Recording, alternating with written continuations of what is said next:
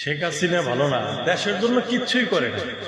560টা মসজিদ একবারে তৈরি করলো, 2.5 লক্ষ গৃহ মানুষের ঘর বাড়ি দিল, পদ্মা সেতু করলো, বঙ্গবন্ধু টানেল করলো, মেট্রো রেল করলো, প্রতিটা ঘরে ঘরে কারেন্ট দিল, বয়স্ক ভাতা দিল, বিধবা ভাতা দিল, প্রতিবন্ধী ভাতা দিল, গর্বে যে থাকে তারও একটা ভাতা দিল।